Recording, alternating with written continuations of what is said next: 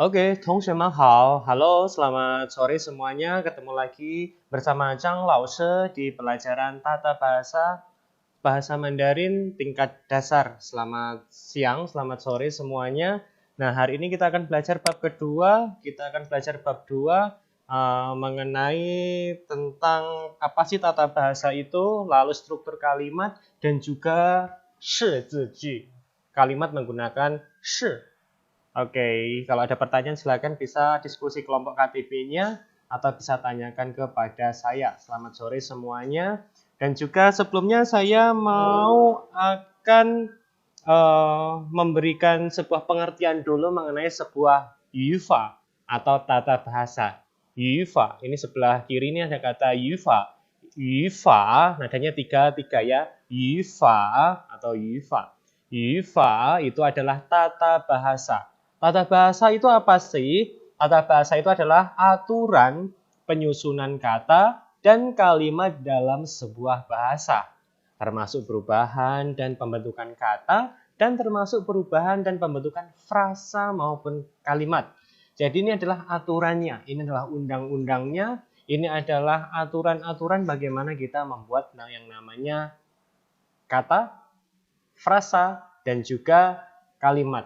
Nah, jadi kalau misal membuat kalimat, nah aturannya seperti apa? Kita harus ikut yang di sini. Tata bahasa ini atau yufa.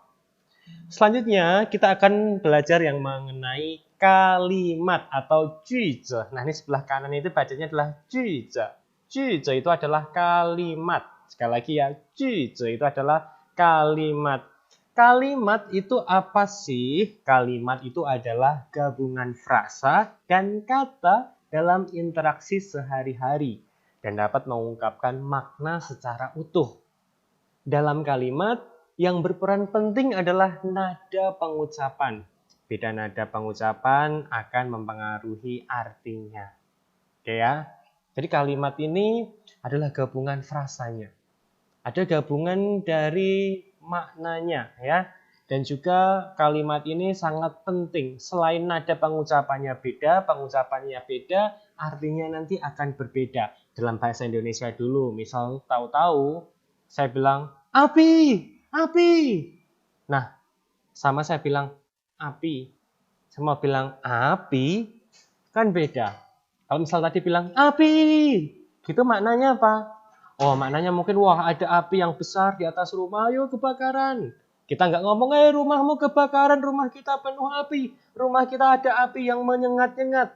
Kita kan nggak perlu kayak gitu, kita cuma bilang, api.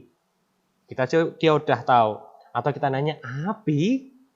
Kita sekali dengar, kita juga, api, menandakan apa itu? Oh, berarti sesuatu yang kita heran. Atau misal kita bilang, api. Kita apa? Minta api misal, atau api, kita jawab ya cuma api gitu aja, jadi tidak ada makna yang lainnya. Kalau dalam bahasa Mandarin juga nilai, ini ada ni sama lai, nilai. Oke, kita cuma ngomong nilai, kita ngasih tahu siapa yang datang, oh nilai, kamu datang. Kita heran, nilai, kita heran, makanya nilai, kamu datang. Terus selanjutnya kita nyuruh, oh nilai, kita nyuruh orang. Jadi kita beda nada, beda intonasi, ini akan mempengaruhi yang namanya makna kata tersebut. Beda intonasi, maknanya akan berubah. Ini kalimat. Jadi banyak yang mempengaruhi sebuah kalimat. Selanjutnya kita akan mempelajari mengenai struktur kalimat. Struktur kalimat adalah hubungan antar bagian yang menduduki tiap kalimat. Oke ya, jadi dalam kalimat yang kita susun itu dia ada berperan penting. Ada perannya masing-masing. Siapa yang sebagai subjek, predikat, objek, seperti itu dalam bahasa Indonesia. Dan dalam bahasa Mandarin terdiri satu. Yang satu namanya bacanya adalah cuy. Nanti kita pelajari, dicari di Playko atau Google Translate-nya. Bacanya adalah cuy. Cuy itu adalah simbol. Cuy itu adalah subjek. Sekali lagi, cuy itu adalah subjek. Simbolnya seperti ini, garis 2. Simbolnya untuk apa? Nanti kita belajar di belakang ya. Cui itu adalah subjek atau simbolnya adalah garis 2. Cui atau subjek itu adalah kata yang berada di awal kalimat biasanya, yang dijelaskan atau dideskripsikan dalam kalimat. Bisa dijawab menggunakan kata tanya谁atau 什么. 谁itu adalah siapa, 什么itu adalah apa. Jadi kita bisa nanya siapa, nah itu adalah si subjeknya biasanya. Apa sih? Nah, apa itu adalah kita untuk nanya juga subjeknya. Jadi di sini kalau kita mau nyari si subjek, kita mau nyari cui itu dengan kata tanya谁atau 什么. Oke. Nah, apa di sini termasuk 时间 atau waktu, 处所atau tempat dan lain-lain. Jadi apa di sini luas ya, bisa waktu, bisa tempat. Tempat jadi subjek bisa nggak? Bisa. Misal Indonesia terkena pandemi. Kan apa di sini yang jadi subjeknya? Ya Indonesia, tempatnya. Atau 时间, hari Minggu adalah hari libur. Nah, apa di sini sebagai subjek? Ya hari Minggu tersebut. Dia adalah cui atau si subjek. Kalau misal orang ya pasti bisa ya. Jadi adalah 什么 itu adalah apa? Sekarang谁, siapa? Siapa sih? Misal Pak Jokowi belajar bahasa Mandarin. Nah, berarti谁siapa? Oh, Pak Jokowi. Oke, selanjutnya kita belajar wei. Namanya adalah wei. Wei itu adalah predikat. Simbolnya garis 1. Simbol untuk apa? Di save dulu, disimpan di belakang. Nanti kita akan belajar namanya wei. Simbolnya untuk apa? Nanti di belakangnya wei atau predikat itu adalah kata untuk mendeskripsikan kegiatan si subjek. Kegiatannya. Jadi subjek tadi kan sudah kan. Misal siapa? Pak Jokowi. Pak Jokowi ngapain sih? Belajar. Oh, kita udah tahu. Pak Jokowi belajar. Nah, kalau misal tempat tadi gimana? Misal pabrik A kebakaran. Subjeknya apa sih? Pabrik A. Lalu selanjutnya kenapa pabrik A? Pabrik A kebakaran. Jadi predikatnya adalah kebakaran. Jadi kita bisa ngomong pabrik A kebakaran. Berarti itu terdiri dari subjek dan predikat saja. Sekali lagi ya. Pabrik A kebakaran itu adalah subjek dan predikat. Pabrik A itu adalah subjeknya, kebakaran itu adalah predikatnya. Selanjutnya kita belajar objek. Objek ini simbolnya kurang tepat sebenarnya. Tidak ada soalnya di PowerPoint. Jadi simbolnya itu adalah garis kayak gergaji. Naik turun. Jadi dia bergerigi, gergaji. Kayak kalian bikin rumput, gambar rumput itu loh, bergerigi kayak gitu. Itu adalah simbolnya pin yu atau objek. Pin yu atau objek. Objek adalah benda yang mendapat pengaruh atau sasaran dari suatu kegiatannya. Jadi dia adalah korbannya. Misal saya makan apel. Nah, apel ini adalah objeknya yang menjadi sasarannya saya makan kan? Saya makan apel. Yang sudah saya makan itu adalah apel. Apel adalah jadi sasaran saya. Oke, ini adalah objeknya. Dan setiap kalimat itu biasanya tidak mungkin terdiri dari subjek dan objek saja. Tidak bisa. Misal saya apel, nggak bisa.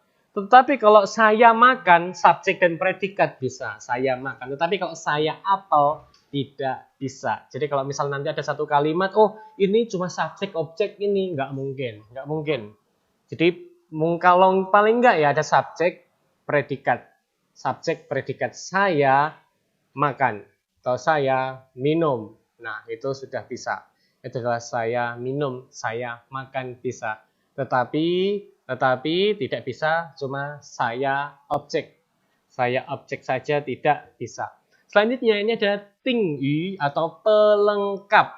Pelengkap si kata benda. Simbolnya adalah garis kurung 1. Garis kurung 1 itu adalah ting yu atau kata pelengkap.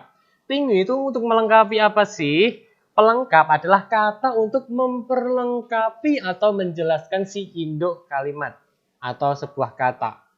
Sebuah kata. Misalnya ada kata wo papa. Ada kata wo papa. Papa di sini adalah induknya. Lalu wo itu disebut pelengkapnya. Mau ngasih tahu papanya siapa sih? Oh, papanya saya. Wo papa. Sekali lagi dalam kata wo papa.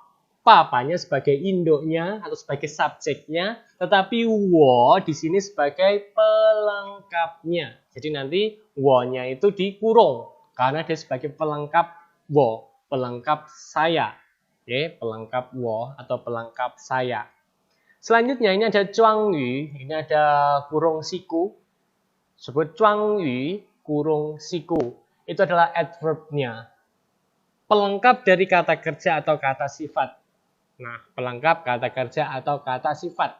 Ini enggak dipelajari dulu, tidak masalah, hanya sebagai tambahan pengetahuan saja. Lalu selanjutnya ada pui. Pui juga nanti dipelajari di semester 2, semester 3. Semester 1 belum belajar pui. Tapi ini bisa sebagai bekal teman-teman untuk nanti belajar tata bahasa di sana. Pui itu adalah pelengkap kata kerja ya. Adalah kata sebagai pelengkap hasil yang dikerjakan sebagai kata kerjanya. Misal dalam bahasa Mandarin itu kita ada kata ting tong. Ting itu mendengarkan yang sudah dipelajari di berbicara. Tong itu adalah paham. Mendengarkannya sudah paham. Nah, seperti itu. Itu adalah pelengkapnya si kata kerja. Oke. Ya, ada gambaran ya. Kalau misal si cuang yu tadi untuk apa? Itu adalah pelengkap dari kata kerjanya. Misalnya, saya sering ke Paragon. Nah, ke Paragon, saya sering pergi Paragon. Jadi ada sering di sini adalah sebagai adverbnya. Saya sering. Jadi mau ngasih tahu kalau saya itu sering pergi ke Paragon. Nah, contohnya, misalnya sekali lagi biasanya satu kalimat terdiri dari minimal ya subjek, predikat. Ini adalah tadi saya sudah bilang pabrik A kebakaran. Sekarang ada dalam bahasa Mandarin, 我很好 我很好 siapa? 我 kenapa? 很好 jadi kita nyari subjek tadi dengan kata tanya siapa? Oh, 我 saya kenapa sih? 很好 sangat baik. 我很好 itu adalah terdiri dari 主语 dan juga 谓语 terdiri dari subjek dan juga predikat. 主语 dan juga 谓语 subjek dan juga predikat. Selanjutnya, kalau misal kita mau tambah objek nih, oke, kita bisa menggunakan 我要咖啡 我要咖啡 siapa? 我 kenapa? 要 mau itu adalah 谓语 adalah predikatnya. Terus kafenya adalah objeknya. Dia yang menjadi sasarannya. Saya mau kopi. 我要咖啡 SPO. Enak ya? Tetap sama, enggak POS, enggak PSO, enggak SOP, enggak, tetap SPO bahasa Mandarin itu. 我要咖啡 saya mau kopi. Lanjut. Sekarang kita belajar yang namanya pelengkap atau apa bahasa Mandarinnya? Oh, lupa? Tapi ada yang ingat. Ya, betul. Tingyu. Tingyu itu adalah pelengkap. Pelengkap dari si induknya, si subjeknya tadi, si kata bendanya. Misalnya ini adalah kalau misal kita tidak pakai pelengkap cuma SPO, kita ngomongnya adalah papa, yao, kafe. Tetapi papanya siapa sih? Oh, papa saya kok. Bukan papahmu, bukan papahnya dia.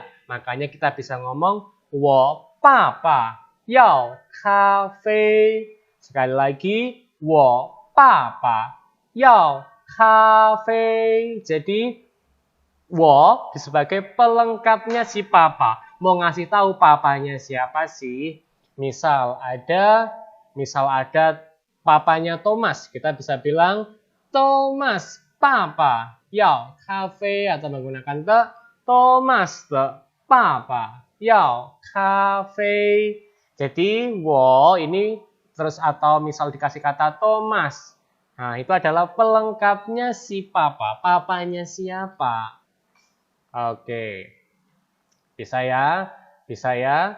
Jadi dia pelengkapnya. Pelengkapnya si papa. Selanjutnya, kita belajar shi. Tadi kita sudah belajar bagaimana ada kalimat itu ya terdiri dari SPO. Sekarang kita belajar shi. Shi itu adalah berfungsi sebagai to be. Kalau dalam bahasa Inggris bisa diartikan sebagai adalah untuk menjelaskan si subjeknya. Jadi kalau misal sebagai to be, udah belajar bahasa Inggris kan, to be itu pasti predikat dia, way di sana. Jadi di sini shi itu adalah terdiri dia kedudukannya dia sebagai predikat. Misalnya dia bilang 我是留学生，我是留学生。我itu adalah apa kedudukannya di sini? Saya kedudukannya sebagai subjeknya. Lalu shi itu adalah sebagai predikatnya. Liu xuesheng itu adalah sebagai murid asing. Nanti dibelajar di bab-bab selanjutnya nanti akan ketemu. Liu xuesheng itu adalah murid asing. Maksudnya murid asing itu adalah murid luar negeri yang belajar di negeri lain. Misal nanti teman-teman di sini belajar ke Chongguo, belajar ke China. Di sana disebut sebagai liu xuesheng. Kalau orang Papua belajar di Solo disebut liu xuesheng bukan? Bukan, karena masih di negaranya sendiri. Tapi kalau sudah beda negara disebut liu xuesheng. Jadi 我是留学生. Saya adalah murid asing. Nah, itu kalau adalah. Tetapi kalau bukan, gimana Laoshi? Negatifnya itu adalah pu. Ingat, pu ada perubahan nada. Dia kalau pu itu nada 4. Tetapi dia berubah jadi nada 2 kalau ketemu nada 4. Dan salah satunya adalah shi. Shi di sini adalah nada 4. Ta bu shi liu xuesheng. Ta bu shi liu xuesheng. Ini salah ya, bukan wo ya saya. Harusnya ta. Ini salah ya. Ta bu shi liu xuesheng. Dia bukan dia bukan murid asing. Oke, sekarang kita menggunakan kata lain. Misal ada ce. Ce itu adalah ini. Ce shi shu. Ini adalah buku. Ce bu shi shu. Ini bukan buku. Gampang ya? Ce shi shu. Ini adalah buku. Ce bu shi shu. Ini bukan buku. Boleh enggak kalau misal ce bu shu? Bu kei, tidak boleh. Karena negatifnya shi itu adalah bu shi, bukan bu aja. Jadi di sini kekurangan to be kalau misal dia tidak menggunakan shi. Contohnya dalam bahasa Inggris pun juga gitu kan. Misal do tetapi not kan done juga. Are tapi not juga are. Tambah are tambah not juga. Jadi tidak hanya not aja, tetapi tetap ditambah to be-nya. Jadi ce bu shi shu. Oke, latihan soalnya. Oke, kerjakan dengan diskusi kelompok KTP. Silahkan didiskusikan. Lalu tulis pada buku kotak-kotak. Kalau misal belum punya bisa menggunakan buku biasa dulu, tetapi kalau misal sudah punya silakan buku kotak-kotak. Tetapi tolong ya disiapkan minggu depan pakai buku kotak-kotak karena nulis kalau misal baru awal-awal seperti ini paling baik menggunakan buku kotak-kotak. Jadi buat biar tulisannya itu benar-benar dalam kotakan rapi. Kalau misal garis yang seperti buku tulis kita SMA, nah seperti itu nanti akan meleot sana, meleot sini kurang baik. Jadi pakailah buku kotak-kotak. 10 kalimat yang ada di Word atau PDF yang saya siapkan di Spada silahkan diunduh lalu disalin 10 kalimat tersebut di dalam buku kotak-kotak tersebut. Tentukan kedudukan tiap katanya. Siapa sih yang sebagai subjek, siapa yang sebagai predikat, siapa yang sebagai objeknya. Tiap katanya. Tidak perlu ditulis S, P, O. Oh, wo itu S. Chi itu adalah P. Miantiao itu adalah O. Jangan. Tidak perlu juga ditulis wo itu subjek, predikat, objek. Nah, tidak perlu. Cukup tulis dengan simbol saja. Contohnya seperti ini. Wo chi miantiao. Wo itu sebagai subjek. Makanya garis 2 di bawahnya. Chi itu adalah predikat. Makanya dia di garis 1. Miantiao itu adalah mi, dia objek, makanya di garisnya bergerigi. Makanya dia tulisnya bergerigi. Ini nggak ada ya di sini ya, jadi saya gunakan yang aneh-aneh seperti ini. Jadi bergerigi, jadi cuma atas, bawah, atas, bawah, atas, bawah gitu aja untuk objeknya. Silahkan bisa dikerjakan, lalu dikumpulkan di Spada, bisa didiskusikan di kelompok KTB-nya. Kalau ada pertanyaan silahkan bisa tanyakan kepada saya atau tanya di grup. Nanti saya akan balas di grup. Oke? Tetap berjuang terus. Jangan mudah patah semangat. Jangan mudah padam apinya. Apinya terus harus menyala-nyala. Tetap kuatkan teman-teman yang lain. Diri sendiri juga harus nuli. Harus rajin. Harus tetap semangat terus belajar. Di sini saya juga siap untuk memfasilitasi teman-teman kesulitannya di bagian mana. Dan juga silahkan bisa dimanfaatkan teman satu kelompok ini, kelompok KTB-nya, agar semuanya bisa menguatkan. Jadi satu menguatkan, semuanya akan menguatkan yang lain. Oke, tetap berhikmat dalam belajar, jangan lupa berdoa, jangan lupa tetap semangat terus, jaga kesehatan, jaga jarak kalau bepergian, kalau tidak penting nggak usah pergi kemana-mana. Salam buat keluarga di rumah, tetap 加油，同学们再见。